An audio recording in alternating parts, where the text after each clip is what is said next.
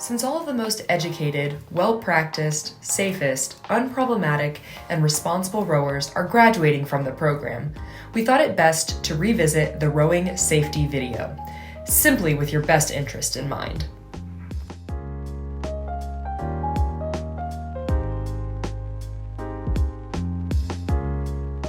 U.S. Rowing, K-State Rowing, recommends a swim test for every athlete that goes out onto the water.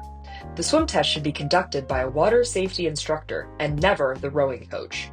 The coach should be present, if possible, to observe and identify weak swimmers.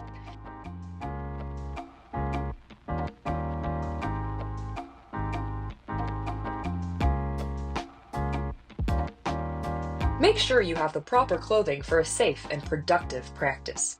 If you are underdressed or overdressed, you are not going to enjoy or get as much out of your row as you could.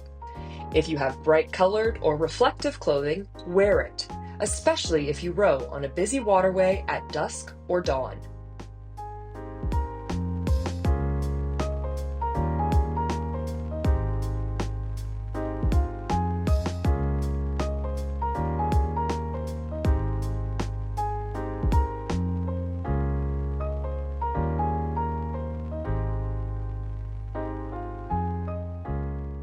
Moving in the boathouse.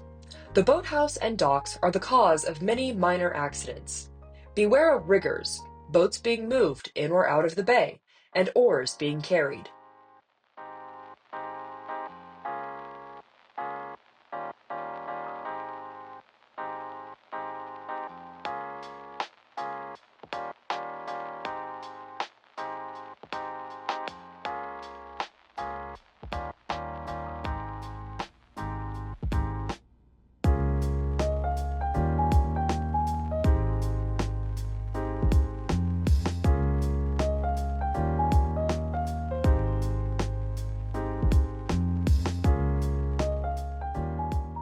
Most docks in the morning can be very slick.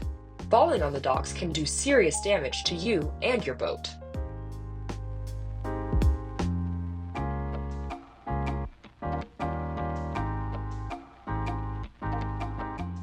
Many injuries to rowers happen because of bad technique. Gripping the oar handles too tightly can cause tendinitis, or slouching can cause back problems. Good technique will help prevent injuries common to rowers. A crab is when a rower's oar gets stuck in the water at the end of a stroke. They come in 3 sizes. A small crab can be corrected by forcing the blade out of the water and continuing to row. The medium crab will usually require the boat to stop, as the oar handle has gone over the head of the rower and is now parallel to the boat. The third kind of crab is the ejector. This is when the force of the oar handle pushing against the rower causes the rower to be thrown from the boat. The rowing shell needs to come to a stop. In the rare case that the coach's launch is also swamped and there is no hope of imminent rescue, then swim to shore.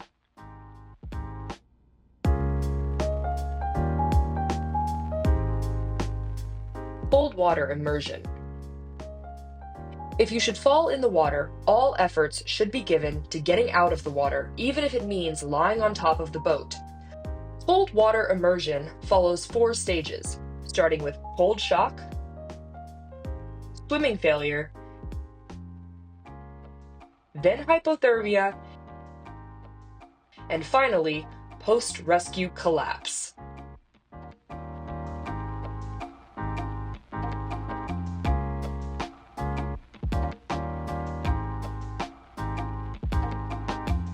Heat exhaustion. Rowers should also be aware of high heat and humidity. Hyperthermia occurs with an increase of body temperature.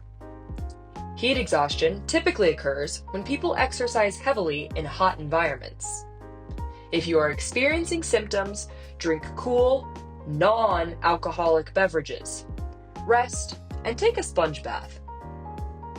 Heat stroke is life-threatening to the victim's temperature control system, which cools the body.